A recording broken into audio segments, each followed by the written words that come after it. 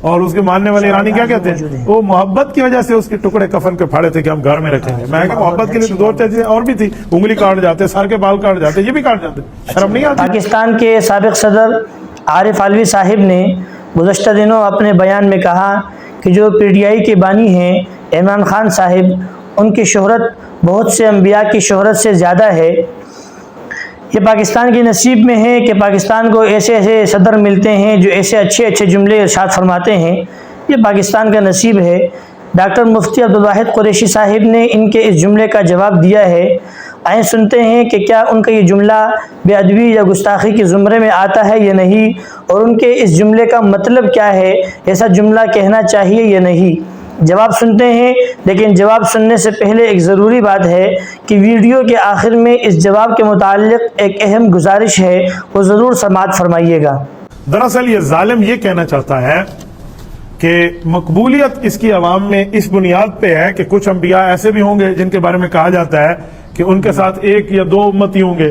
یا حضرت نوح علیہ السلام ہے تو ان کے ساتھ 84 سال کی محنت تھی, 84 اور ساری 1000 سال کی محنت تھی, تو 84-85 بندے مسلمان ہوئے. یہ ان پر اعتراض کرنا چاہ رہے ہیں. ایسی بات اور تقابل نہیں کرنا چاہیے, ایسا کچھ بھی نہیں کہنا چاہیے.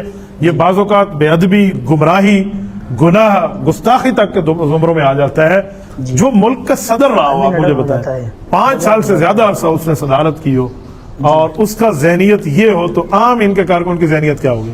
بالکل ایسے ہی. ایسے پر تو لعنت کے جو ہے نا کیا کہتے ہیں انبار ڈالنے چاہیے. ملک میں آئے تو اس پر کوئی دفعہ لگنا چاہیے. ایسی ایسی باتیں دنیا میں کہیں.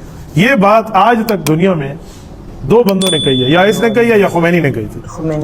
خمینی نے کہا تھا کہ اللہ نے مجھے وہ وفادار دیے ہیں جو حضور صلی اللہ علیہ وسلم کو نہیں ملے تھے. اور رب نے خمینی کا حشر کیا کیا؟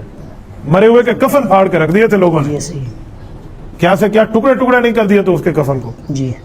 اور اس کے ماننے والے ایرانی کیا کہتے ہیں؟ وہ محبت کی وجہ سے اس کے ٹکڑے کفن کے پھاڑے تھے کہ ہم گھر میں رکھیں گے. میں کہ محبت کے لیے تو 2 چیزیں اور بھی تھی, انگلی کاٹ جاتے, سر کے بال کاٹ جاتے, یہ بھی کاٹ جاتے, شرم نہیں آتی اس پر؟ لیکن اللہ نے سزا دیا اس کو. جیسے ایران کے خمینی کے ساتھ ہوا ہے, وہ وہیں کا صدر کہلواتا تھا, ان کا حشر بھی اللہ رب العزت یہ کروائے گا. تو ان کو شرم اور حیا کرنی چاہیے. اب اللہ کے عذاب اور کم آئیں گے جو اس طرح کی سوچ سوچتے ہیں. یعنی ہر بات میں کسی جگہ نبی کو ملا دیں, کسی جگہ صحابی کو ملا دیں, کسی جگہ جو کیا کہتے ہیں خدا کے ساتھ ملا دیں. اور مقبولیت کا یہ معنی تھوڑی ہے کہ لوگ اس کے ساتھ ہیں. مقبولیت کہتے ہیں جو اللہ رب العزت کے آنکھ میں مقبول ہو. اللہ کیا مقبول؟ کیا نبی کا درجہ جس کے اوپر اس وقت کی امت ایمان نہیں لاتی, میں مثال دے رہا ہوں, کیا اس کا درجہ اور اس کی مقبولیت اس بنیاد پہ ہوگی کہ لوگ نہیں مان رہے؟ لوگ نہیں مان رہے, لوگ نہ ماننے والی بات ہو جائے گی. تو ایسی مقبولیتیں اللہ معاف فرمائے. دنیا کے 2 نمبر مقبولیتیں کرپشن کے ساتھ اور جو کیا کہتے ہیں اسٹیبلشمنٹ کے کندھے پہ سواری کر کے اپنے لیے مقبولیت ڈھونڈ لینا, اسے مقبولیت کہتے ہیں. کوئی حشر بھی نہیں. یہ مقبولیت ہوتی نا تو جن کے بارے میں بات کر رہے ہیں آج وہ ان کے پاس بیٹھے ہوتے. آپ نے سماعت فرما لیا کہ یہ جملہ کتنی بے ادبی اور گستاخی پر مشتمل ہے. ایسے جملوں سے باز آنا چاہیے. بولنے سے پہلے اس کے بارے میں سوچنا چاہیے کہ کیا یہ جملہ مجھے بولنا ہے یا نہیں بولنا.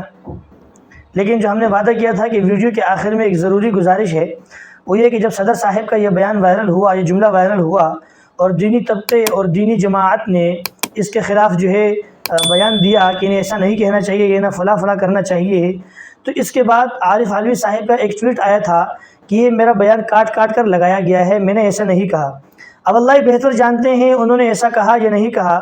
ہم نے یہ جو ویڈیو آپ کے سامنے پیش کی ہے, مفتی صاحب کا جواب آپ کے سامنے پیش کیا ہے, یہ صرف اس جملے کا جواب تھا کہ ایسا جملہ کہنا چاہیے یا نہیں کہنا چاہیے.